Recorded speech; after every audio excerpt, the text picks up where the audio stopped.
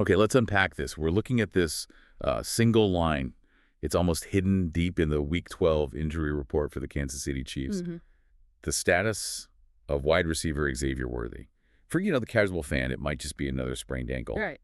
But for anyone paying close attention, the news, or really the lack of news, it feels like a genuine seismic shift under the feet of that offense. It's so critical to frame this correctly from the start. We're diving into your source material, and what's really fascinating here is that the silence from the team that's being treated as the most significant piece of data we have. The silence is the story. Exactly. If this were just a minor tweak, you'd get a boilerplate statement. He's day-to-day. But the quiet suggests a much deeper concern, something that goes way beyond a simple physical recovery. And we know Worthy quickly became, indispensable. He's explosive, unbelievably fast. He's exactly the kind of deep, unpredictable vertical threat that Andy Reid's offense is built on. He became an emotional engine for the fans, sure, but more importantly, he became the structural key. And that's the mission for this deep dive. We're not just here to talk about one player. We're here to analyze why his absence in Week 12 that missed Wednesday practice on November 19th with no return date, why that exposes a deep structural weakness the Chiefs have been trying to, manage all season. We have to look at the strategy around his very specific skill set. So the core question we're really tackling is this just a short-term loss? Or was Xavier Worthy, without anyone quite realizing it, the one single piece preventing that entire high-powered system from, collapsing in on itself? The stakes are just immense, especially now as the Chiefs are trying to solidify their identity for the playoff push. Losing that element of pure speed right now is a huge red flag. So we're examining if the reliance on that speed was maybe a fatal planning error. That's the heart of it. The sources you shared, they argue pretty vehemently that Worthy is, and I'm quoting here, not just another wide receiver. No, not at all. He is, in practice, the essential escape valve. Yeah. And he's been masking several fundamental ongoing problems in the offensive scheme. That concept, the escape valve, is perfect. Mm. It means he was absorbing and relieving pressure that the rest of the system should have been able to handle on its own. Right. And when you take that valve away, the whole thing just overpressurizes. So let's talk mechanics. How does one guy's unique speed fundamentally change what an entire defense does? It all comes down to pure velocity. Yeah, pure velocity. His speed is so extreme that opposing defenses are forced to play 2, maybe 3 steps deeper than they ever want to. And that's where we get into this idea of defensive geometry. Yes. That's the perfect term for it. Worthy's main contribution isn't even catching 60-yard bombs. It's forcing the defense to respect the threat of the 60-yard bomb on every single snap. So if he lines up on the outside? If he's on the outside, the safety on that side of the field, he can't sit at 10 yards. He just can't. He has to bail out, respect that vertical threat at 15, maybe even 20 yards back. And that tiny shift is that one safety playing deep. Yeah. It creates a massive vacuum underneath. A massive vacuum. And that vacuum is exactly where Travis Kelce lives. If that safety is preoccupied playing deep, he's out of the middle of the field. He's out of run support. And that opens up all the easy stuff. All of it. The intermediate crossers, the curls, the quick slants, all the high percentage throws Mahomes depends on to move the chains. Worthy isn't just running a route. He is the guy fundamentally altering the entire defensive geometry. He makes life easier for everyone. Mahomes, Kelce, even the running game. Suddenly there's one less guy in the box to worry about. So if we connect this to the bigger picture, without Worthy stretching the field, the source suggests the whole attack it shrinks. It shrinks. That's the perfect word. What are the immediate, practical consequences for Mahomes on the field this week? They're immediate and they're severe. First, all the passes become shorter by necessity. The defense knows they don't have to fear the home run, so the safeties creep down. The field gets tighter. It tightens up horizontally and vertically. That throwing window for Mahomes, which used to feel wide open, is now the size of a keyhole. And the pressure on him has to increase dramatically. Oh, absolutely. When the defensive backs play shallower, they can dedicate more guys to blitzing or playing tight man coverage on those shorter routes. Mahomes has less time, he has to make faster decisions, and the Chiefs lose their single most precious asset. Unpredictability. Unpredictability. The offense goes from this multidimensional attack to a compressed, contested, physical duel on every single down. And that transition is what's so lethal. They stop being that innovative field-stretching team, and they become a team that has to just grind for every single yard against a defense that knows what's coming. Which brings us right to the heart of this critique.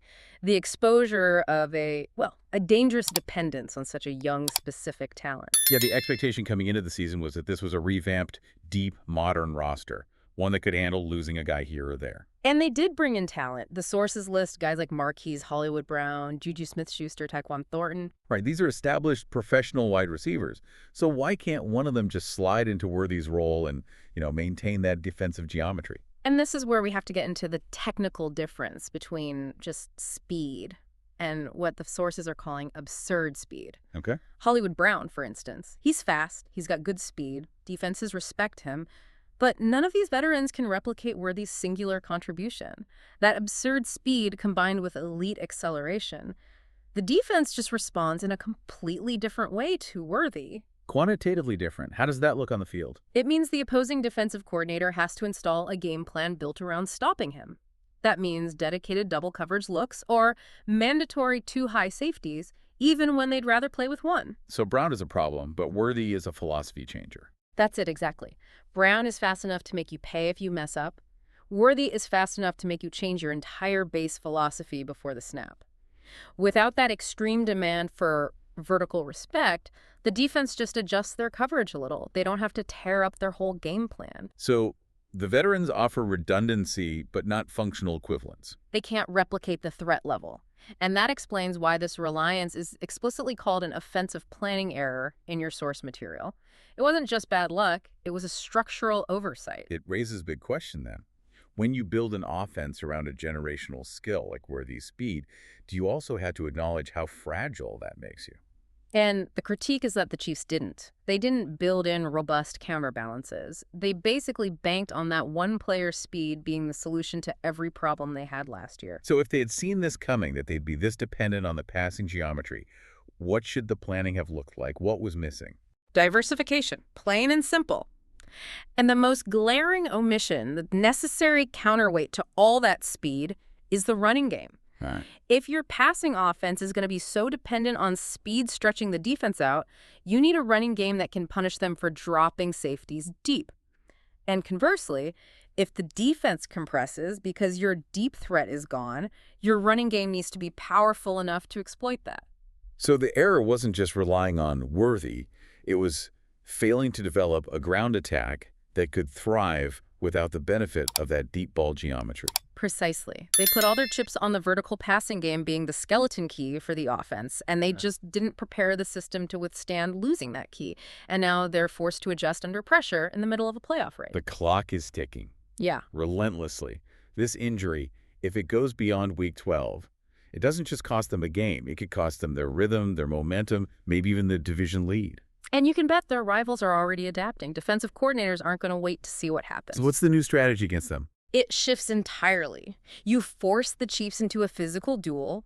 You play bump and run coverage to disrupt the timing on those short routes, and you blitz aggressively because you know Mahomes has fewer escape routes deep downfield. You force them to find vertical solutions they haven't shown they have all season. Making them cramped and predictable. Which means major shifts in how they use their guys.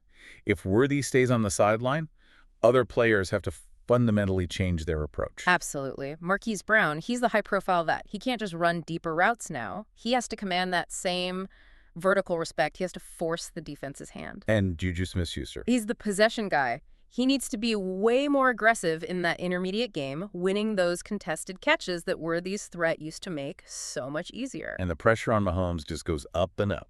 It does. But let's talk about the coaching staff, because the sources suggest there is still hope in the former strategy. Andy Reid and his staff have to get creative. But how can you possibly reinvent an offense in the middle of November when your main tool for geometric distortion is gone? What are the strategic options? Well, the first one is the toughest. Scheme reinvention. They have to introduce new hybrid routes concepts that blend horizontal movement with vertical attacks, forcing defenders into these split-second decisions. That sounds really difficult to install this late in the year. It is. The second big move you mentioned earlier is repositioning Kelce, and that feels like a huge risk. A massive risk. High risk, high reward. You could line them up outside more often, try to force a linebacker or a safety into coverage they're not equipped for. Right, you create a mismatch on the outside, but you're also stripping Mahomes of his #1 security blanket over the middle. If you move Kelce out, Who's picking up the slack on 3rd and 5 when Mahomes needs a guaranteed completion? That's the nuance, isn't it? Yeah, You solve one problem and you create three more. You're sacrificing security for a chance at a big play. exactly. And this is why that running game critique is so important. If the Chiefs can somehow establish a dominant run game right now, they can mitigate the loss of Worthy's speed. They can force defenses to bring men into the box, and that opens up play-action passing. So you'd be achieving a similar geometric distortion, but through physicality instead of pure speed. It's a complete reversal of their offensive philosophy, which has been built around air superiority and the threat of the long ball for years. A critical pivot. So the final question for the coaching staff is, do they acknowledge this painful flaw and reinvent this system right now, or do they just pretend nothing is happening, hoping that Worthy's ankle will miraculously fix everything on its own? That decision is going to define whether they peak in December or just sputter into the playoffs. Wait, what does this all mean for you, the listener, this whole deep dive?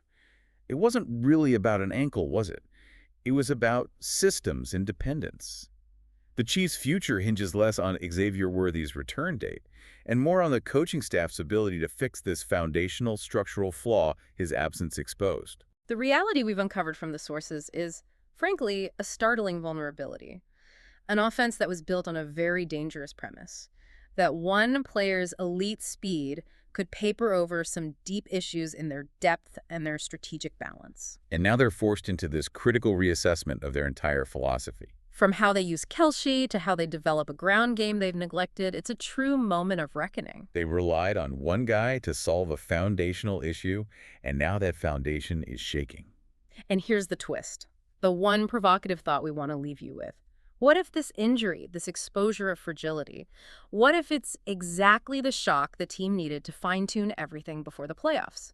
What if this forces them to develop the depth and versatility they've been lacking, creating a much more resilient offense for the games that truly matter? We presented the arguments from your sources about the dangerous dependence, the exposed planning error, how the whole geometry of the defense changes.